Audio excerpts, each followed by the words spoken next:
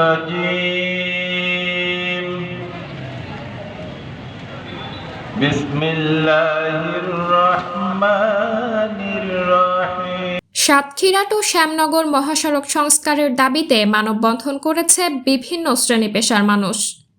মঙ্গলবার ১৯ নভেম্বর বিকাল ৪টায় দেবহাটা উপজেলা জামায়াতের উদ্যোগে পারুলিয়া বাসস্ট্যান্ড হতে সখীপুর মোড় পর্যন্ত কয়েক কিলোমিটার দীর্ঘ এ মানববন্ধন করা হয়। এতে উপজেলা জামায়াত শিবির, যুব বিভাগ, শ্রমিক ফেডারেশন, শিক্ষক, বৈষম্য বিরোধী শিক্ষার্থী, ব্যবসায়ী, সাধারণ মানুষ আলাদা আলাদা ব্যানারে অংশগ্রহণ করে।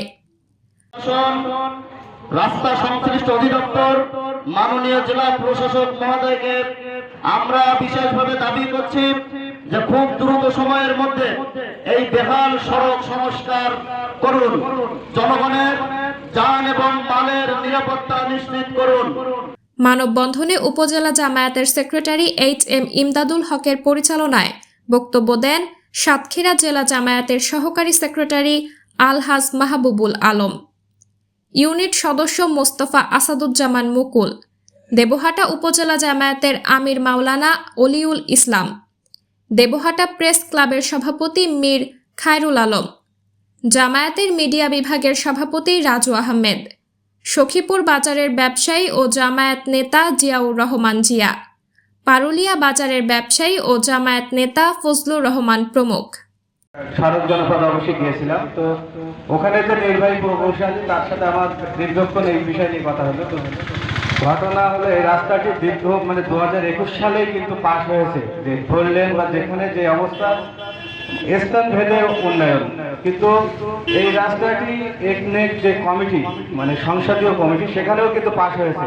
সবচেয়ে দুঃখের বিষয় হলো এই রাস্তাটি 23 সালের অর্থাৎ 1 বছর পার হয়ে গেছে, টেন্ডার হওয়ার পরেও কাজ করতে পারেনি।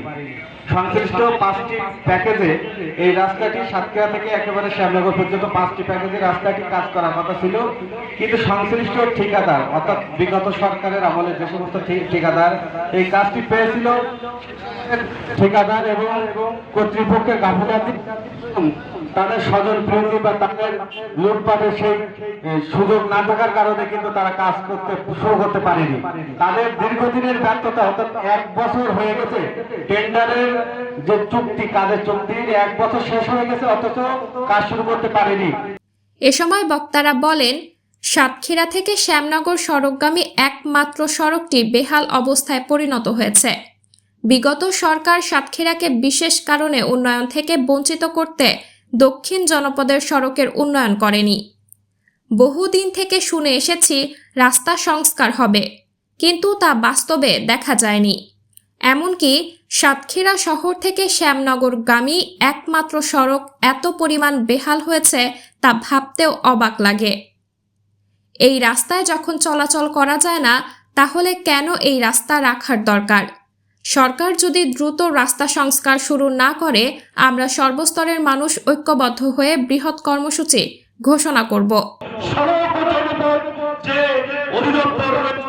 যে মন্ত্রণালয় রয়েছে, আমাদের রাস্তার দিকে তাকালেই আমরা স্পষ্টভাবে বুঝতে পারি সুন্দরবন আমাদের পাশে।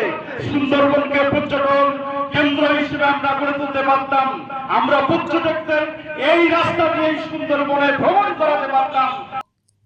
বক্তারা আরও বলেন যে সড়ক দিয়ে দেশি বিদেশি পর্যটক সুন্দরবনে যান, সেই রাস্তার হাল যদি এই হয়, তাহলে চলতি মৌসুমে আমাদের দেশ রাজস্ব হারাবে। এছাড়া চিংড়ি ও মৎস্য শিল্প ব্যাপক প্রভাব পড়বে। এজন্য দ্রুত সড়ক সংস্কারের বিকল্প নেই। তাই দ্রুত সড়ক সংস্কার বা নির্মাণ করে এই এলাকার মানুষের ভোগান্তি কমাতে সংশ্লিষ্ট কর্তৃপক্ষের নিকট দাবি জানানো হয়। সাবরিনা জলিল, সবার কথা।